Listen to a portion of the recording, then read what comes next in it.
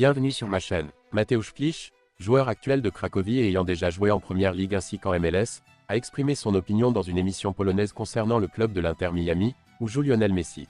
Apparemment, il n'est pas vraiment un fervent admirateur de Lionel Messi. Avant de continuer, prends le temps de souscrire et appuyer sur la touche de notification pour les futures vidéos.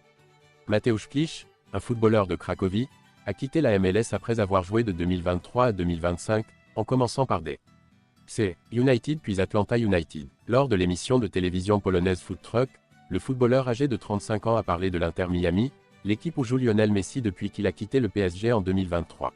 Si sur le plan sportif et médiatique, le double champion du monde dispute de grands matchs avec l'équipe de David Beckham, il semblerait que la réalité en arrière-plan soit moins idéale, d'après Klich.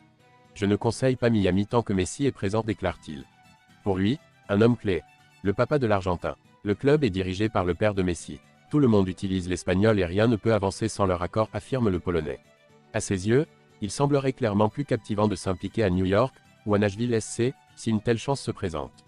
C'est un lieu splendide, la ville principale de la nation. Portland et Seattle possèdent une ambiance unique, cependant, c'est l'extrémité de la planète.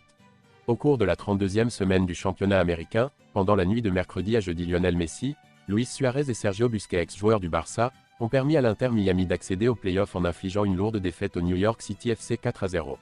Pendant la 32e semaine de la MLS, l'Inter Miami a livré une prestation impressionnante en s'imposant largement 4-0 sur le terrain du New York City FC, dans la nuit de mercredi à jeudi. Cette réussite, marquée par un doublé de Lionel Messi, a officiellement assuré la qualification de l'équipe pour les playoffs. Les anciens joueurs du FC Barcelone ont été essentiels à ce succès.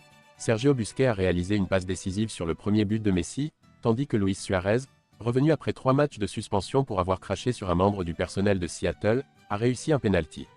Grâce à cette victoire, l'Inter Miami se positionne à la 3e place de la conférence Est avec 55 points, ce qui est 5 points de moins que le premier, l'Union de Philadelphie, alors qu'il ne reste que 2 matchs avant la fin de la saison régulière. Le doublé marqué par Messi lui permet de se retrouver seul en première position du classement des buteurs avec 24 buts en 23 rencontres, dépassant ainsi Denis Bouanga du Los Angeles FC, qui en est à 22 buts. Samedi, 22h30, l'équipe de Javier Mascherano jouera contre Toronto, qui traverse une saison très compliquée.